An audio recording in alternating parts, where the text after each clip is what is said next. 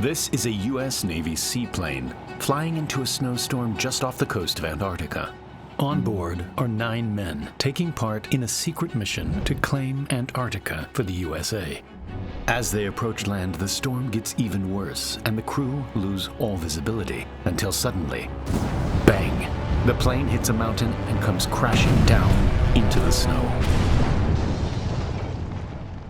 It was the most remote plane crash ever, and it left the crew stranded and badly injured in the world's toughest environment.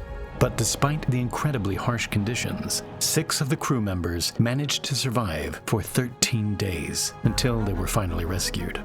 We modeled the entire thing to show you how this incredibly brave group of humans managed to stay alive, and the rescue mission that eventually saved them. In 1946, a year after World War II, the U.S. turned its attention to Antarctica. This unclaimed vast stretch of land had untapped potential, and it seemed that the next war would be fought over who owned it. And so, in December 1946, the U.S. sent a huge expedition of 13 ships, 33 planes, and 5,000 men to Antarctica, with the secret mission of scouting out the continent, setting up bases, and claiming Antarctica as their own. One of the first flights to head out was the crew of George 1, made up of 9 young men, 2 pilots, radiomen, machinists, a navigator, a photographer, and the ship's captain. The journey was rough, and the extremely cold weather stopped the plane from getting above 300 meters. After 3 hours, they finally reached the coast, but the conditions were now worse than ever, and the crew couldn't see anything. The plane's altimeter was getting confused by the thick layer of ice beneath them and showed that the crew were still 300 meters above the ground. But little did they know that the land was actually right beneath them and rising quickly. Frenchie, the pilot, made the call to abandon the mission and turn back. But just as he was about to do this, the plane slammed into a mountain and tore a giant hole in the hull. 5,000 liters of fuel ignited immediately, causing a huge mid-air explosion. The plane came crashing down, scattering debris and its crew all over the ice. It was a complete disaster. Sadly, both Henderson and Lopez died immediately after being thrown through the plane's propellers. The rest of the crew were alive, but Frenchie was badly burned and could barely move. Fred Williams was even worse, with a broken back and several injuries to his face. It seemed almost certain that he would die. Instincts kicked in, and the crew immediately set up shelter in the plane's tunnel section, which had been ripped apart from the rest of the aircraft. They found a parachute and attached it to the end of the tunnel to stop the wind and snow from blowing in. After searching through the debris, they found sleeping bags, tents, and some food rations, mainly consisting of canned meat and soup. Not knowing when or if someone would ever find them, the crew retreated into their shelter to wait out the storm. Williams was too injured to be moved, and so the crew built a shelter around him using a sleeping bag and large pieces of debris. A few hours later, Robbins went out to check on Williams, but he had already drifted off to sleep, taken by the cold Antarctic conditions. Now, just 6 of the crew members remained, and their hopes of survival relied completely upon being found. But their supply ship, Pine Island, was 500 kilometers away, and finding their wreckage would be extremely difficult. Back at the ship, the crew of Pine Island began planning a rescue mission. The last bit of data they had placed the crew around here, but without knowing when the plane went down, the crew could have been anywhere.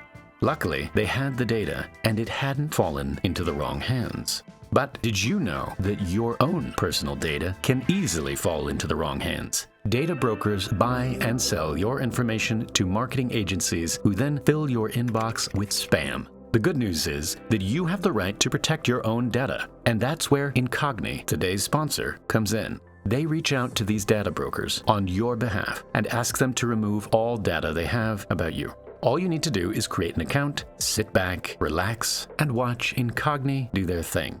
They contact each company individually, so you don't have to. I've been using Incogni for months now, and my spam emails have almost completely dropped off.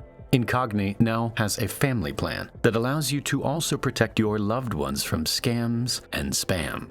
to protect your data and remove spam from your life. Visit incogni.com/primalspace and use code primalspace to get an exclusive 60% off the annual plan. In order to rescue the crew of George 1, the men on Pine Island had to find them and somehow rescue them with a plane that could only land on water. The weather around the ship remained terrible for another 3 days, and so no rescue missions could be launched.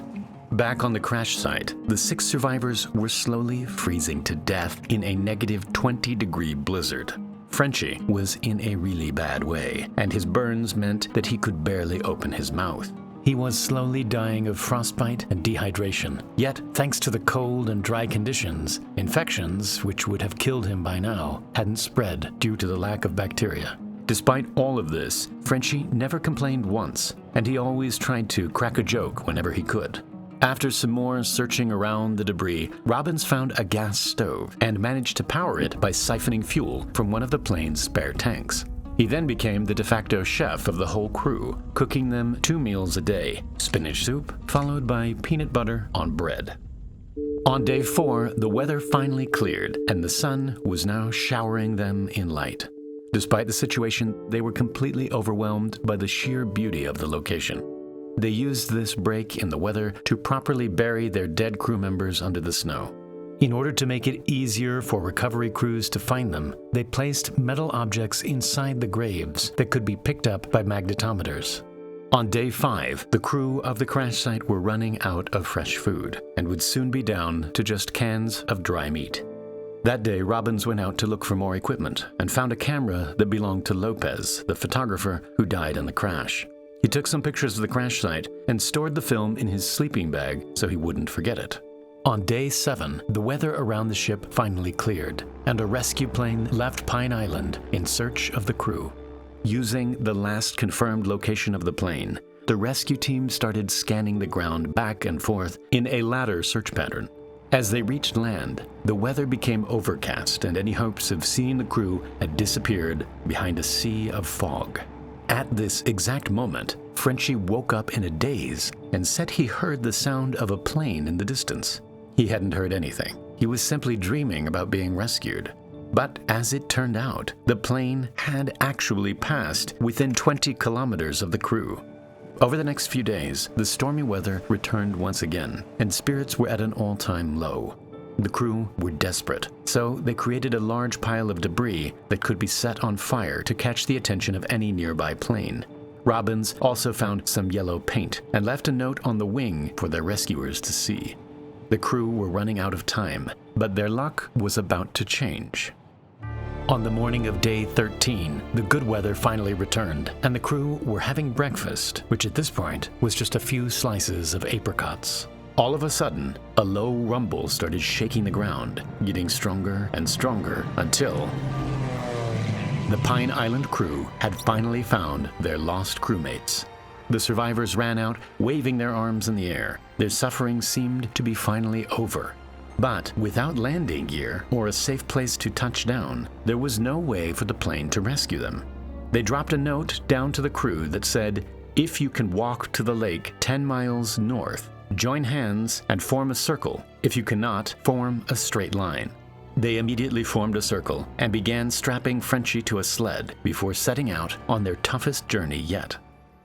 Looking back, their plane was now just a tiny speck on the landscape, and they realized just how lucky they were to have been found at all. The route to the lake was tough. Pulling Frenchie through the chest-high snow took them almost 12 hours. The rescue plane followed them most of the way, dropping occasional supplies to mark the route and snapping this picture along the way. The plane went on to make a perfect landing on the lake, and 2 men went out to look for the survivors. But suddenly, a thick bank of fog rolled in, leaving both groups completely blind. The survivors knew they were getting closer, as they could hear the distant sound of a plane. But just as they thought they had made it, they came across a 20-meter-high cliff, the final barrier between them and the lake. Amazingly, an almost perfect path just to the left led the way, almost as if it had been placed there to save the crew. After carefully making it down onto the ice shelf, out of the mist came 2 men. After 2 weeks of sheer terror and misery, they were finally reunited with their crew. They climbed aboard the rescue plane, and all 6 men safely made it back to the ship. It was one of the most unbelievable tales of survival and bravery, and all 6 men went on to tell the tale. As for the 3 lost men, they remain buried, perfectly preserved, under 80 years' worth of ice and snow, which will now be over 100 meters deep. The camera that Robbins found never made it out of the crash site. Its pictures, which would no doubt be worth 1,000 words, are just waiting to be discovered one day. Sadly, no one has ever returned to this fabled location to recover the 3 men. To learn more about what the 6 survivors went on to do with their lives, check out the page on our website, Primal Nebula. And now, for the Primal Space giveaway.